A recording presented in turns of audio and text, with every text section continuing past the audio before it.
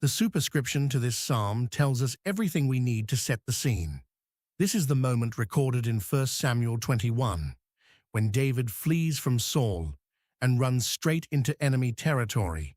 He stands in an enemy city, recognized, surrounded, and with no human ally in sight.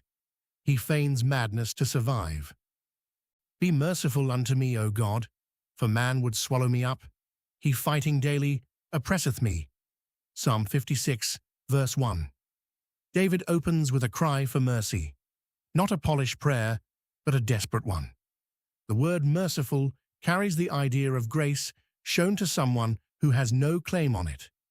David does not come with credentials. He comes with need. Man would swallow me up. The image is vivid. An enemy who does not just threaten, but consumes. The Philistines press in on every side, and Saul's pursuit has not stopped. David uses the word daily to describe his oppression. This is not a single crisis. The oppression is constant and without pause.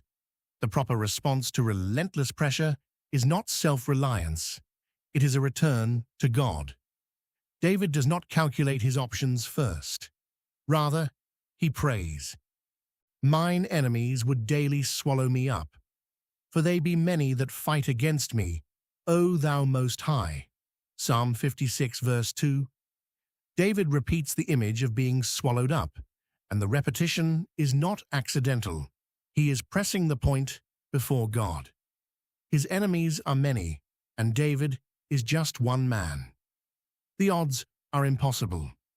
But notice what David calls God. O thou Most High. The phrase means height or exaltation. David lifts his eyes above the crowd of enemies to his God, who sits above them. His enemies are many, but God is higher than every one of them. This is not a theological lecture David delivers to himself. It is a confession he makes in the middle of the fight, when the enemy is many and the believer is one. What time I am afraid, I will trust in thee.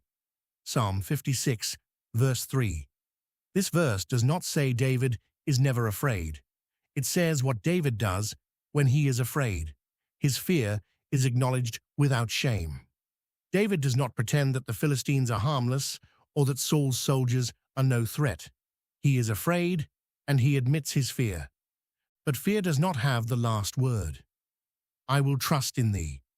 The moment fear rises, David turns it into a decision. Trust is not the absence of fear. It is the choice made in its presence. This is one of the most honest and practical statements in all the Psalms. It gives every believer permission to be afraid while refusing to let fear govern the outcome. James 4, verse 8 says, Draw nigh to God, and he will draw nigh to you. David lives this out in real time, surrounded by his enemies. In God, I will praise his word. In God, I have put my trust. I will not fear what flesh can do unto me. Psalm 56, verse 4. David now moves from petition to declaration. The word of God becomes the ground under David's feet. He praises it because it holds.